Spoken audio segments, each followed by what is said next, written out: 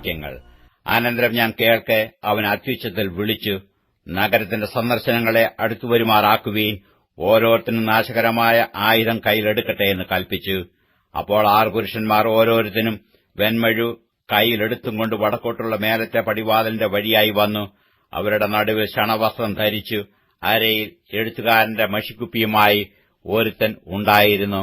അവർ അകത്തു ചെന്നു താമ്രയാഗപീഠത്തിന്റെ അരികെ നിന്നു. യിസ്രായേലിന്റെ ദൈവത്തിന്റെ മഹത്വം അത് ഇരുന്നിരുന്ന കെരൂബിന്മേൽ ആലയത്തിന്റെ ഉമ്മരപ്പടിക്കൽ വന്നിരുന്നു. പിന്നെ അവൻ ശണവസ്ത്രം ധരിച്ചു അരയിൽ എഴുത്തുകാരന്റെ മഷിക്കുപ്പിയുമായി നിന്നിരുന്ന പുരുഷനെ വിളിച്ചു.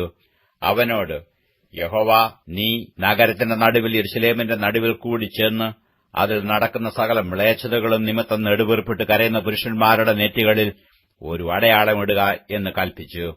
മറ്റവരോട് ഞാൻ കേൾക്കെ അവൻ, നിങ്ങൾ അവന്റെ പിന്നാലെ നഗരത്തിൽ കൂടി ചെന്ന് വെട്ടുവീൻ.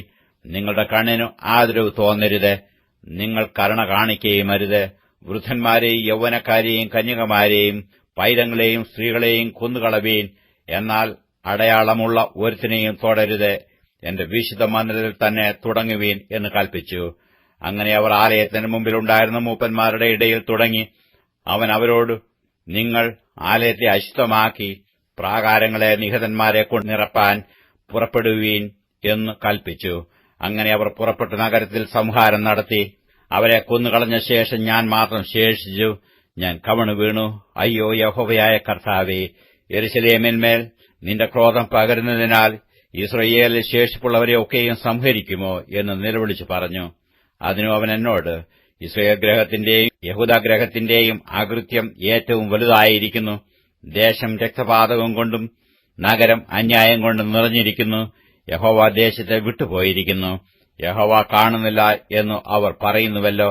ഞാനോ എന്റെ കണ്ണിന് ആദരവ് തോന്നാതെയും ഞാൻ കരുണ കാണിക്കാതെയും അവരുടെ നടപ്പിന് തക്കവണ്ണം അവരുടെ തലമേൽ പകരം കൊടുക്കും എന്ന് അരുളിച്ചെയ്തു. ശണവസ്ത്രം ധരിച്ചു അരയിൽ മഷിക്കുപ്പിയുമായുള്ള പുരുഷൻ എന്നോട് കൽപ്പിച്ചതുപോലെ ഞാൻ ചെയ്തിരിക്കുന്നു എന്നു വസ്തുത ബോധിപ്പിച്ചു.